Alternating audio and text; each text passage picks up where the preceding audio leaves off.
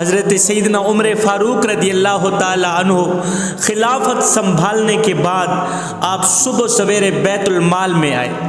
آپ نے لوگوں سے پوچھا، لوگوں مجھے بتایا جائے کہ حضرت سیدنا ابوبکر صدیق رضی اللہ تعالی عنہ صبح سویرے کیا کیا کرتے تھے؟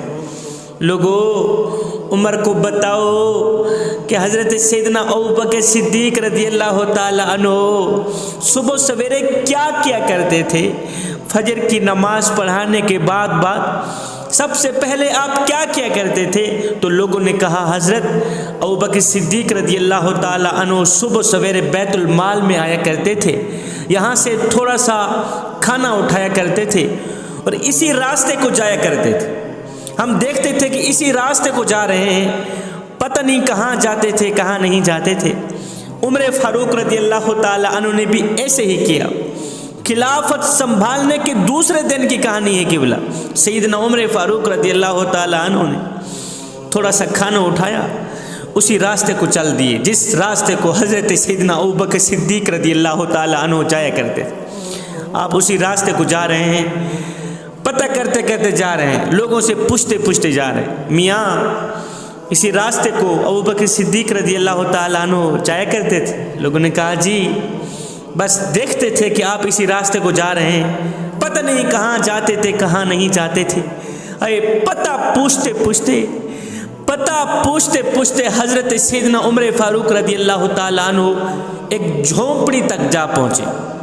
یہ پتہ ایک جھونپڑی تک پہنچ گیا۔ حضرت سیدنا عمر فاروق رضی اللہ تعالیٰ عنہ نے جیسے ہی جھونپڑی کے اندر قدم رکھا تو آپ کیا دیکھتے ہیں کہ ایک 90 سالہ بوڑھا آدمی ہے، 90 سالہ بوڑھا آدمی ہے، نابینا ہے، آنکھیں کام نہیں کرتی، اندھا ہے، منہ میں دانت نہیں ہے، 90 سالہ بوڑھا آدمی ہے، چار پئی پہ لیٹا ہوا ہے۔ سیدنا عمر فاروق رضی اللہ تعالی عنہ کے قدموں کی آہٹ سن کر، قدموں کی آواز سن کر یہ بوڑھا آدمی 90 سالہ آدمی غصے سے بولا، اوے اتنے دن تک تو کہاں رہ گیا ہے؟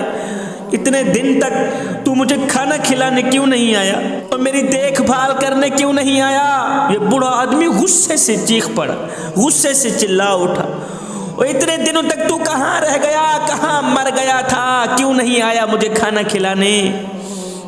سیدنا عمر فاروق رضی اللہ تعالی عنہ نے اس کھانے میں سے ایک نوالا نکالا، اس اندھے شخص کے منہ میں ڈالا۔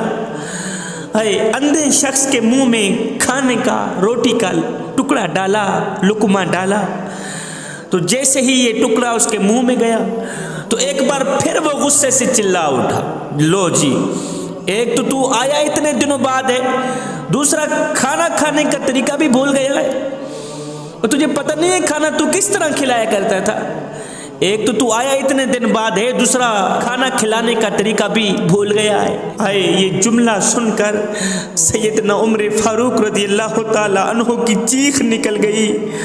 آپ رو پڑے، رو کر کہنے لگے، میاں اصل میں عمر ہوں، اور جو تجھے کھانا کھلانے آیا کرتا تھا اس کا نام حضرت سیدنا ابوبکر صدیق تھا، وہ مسلمانوں کا خلیفہ تھا۔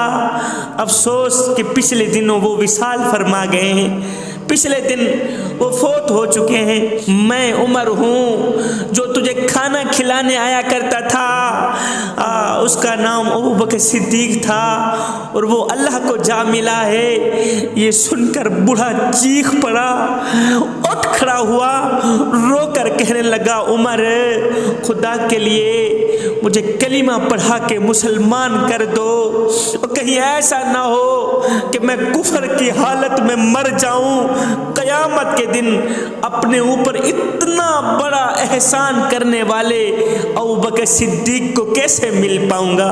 عمر خدا کے لیے مجھے معاف کر دو۔ پچھلے 2 سالوں سے وہ ابوبکر صدیق میرے گھر میں آیا کرتا تھا، پچھلے 2 سالوں سے ابوبکر صدیق میرے پاس آتا رہا، مجھے اپنے ہاتھوں سے کھانا کھلاتا رہا، ایک دن بھی نہیں پوچھا کہ تو کون ہے، ایک دن بھی نہیں بتایا کہ میں کون ہوں۔ اپنا نام بھی نہیں بتایا، اللہ کی رضا کے لیے آتا تھا، میرے منہ میں کھانا ڈال کے چلا جاتا تھا۔ یہ ہے میرا دین، یہ ہے دین اسلام کی خدمات۔ مجھے اسلام پر فخر کیوں نہ ہو، مجھے اپنے دین پر فخر کیوں نہ ہو، مجھے کلمہ پڑھنے پر میں فخر کیوں نہ کروں۔ 2 سال سے ایک یہودی کے منہ میں لقمہ ڈالتا رہا، 2 سال سے یہودی کی خدمت کرتا رہا، یہودی کو کھانا کھلاتا رہا۔ ایک دن بھی نہیں کہا کہ میں تو مسلمانوں کا خلیفہ ہوں، میں تیری خدمت کیوں کر رہا ہوں، اور تو یہودی ہے۔ جوانو، میں تمہیں سونے کی تختی پہ لکھنے والا ایک جملہ دے کے جاؤں گا۔ جوانو، تمہاری گلی میں اگر کوئی شیعہ رہتا ہے، تمہاری گلی میں اگر کوئی وہابی رہتا ہے، تمہاری گلی میں اگر کوئی دیوبندی رہتا ہے یا کوئی غیر مسلم رہتا ہے، اس کا حساب وہ خود دے گا۔ مگر سنو، اگر روٹی نہ ملنے کی وجہ سے رات کو بھوکا سو گیا، اے بندے، اس کا حساب تجھے دینا پڑے گا۔ میں نے کہا تو کون ہے؟ وہ شیعہ ہے، وہابی ہے، دیوبندی ہے، کون ہے بتا تو صحیح۔ تو اس کی چیخ نکل گئی، رو کر کہنے لگا، شاہ جی فی الحال نہ میں شیعہ ہوں، نہ میں وہابی ہوں، نہ میں سنی ہوں، فی الحال میں بھوکا ہوں، مجھے روٹی دو۔ ہائے، روٹی امیر شہر کے کتوں نے چھین لی، فاقہ غریب شہر کے بچوں میں بٹ گیا۔ روٹی امیر شہر کے کتوں نے چھین لی، فاقہ غریب شہر کے بچوں میں بٹ گیا۔ چہرہ بتا رہا تھا کہ اسے مارا ہے بھوک نے، حاکم نے یہ لکھا کہ یہ کچھ کھا کے مر گیا۔ جوانوں، خدارا غریبوں کی مدد کیا کرو۔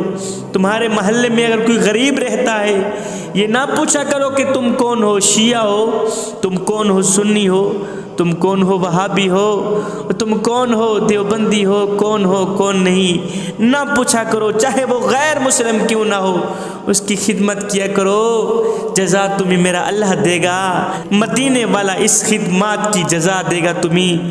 میں غریبوں کی مدد کرتا ہوں، اس لیے کہ غریب ہونے میں وقت نہیں لگتا۔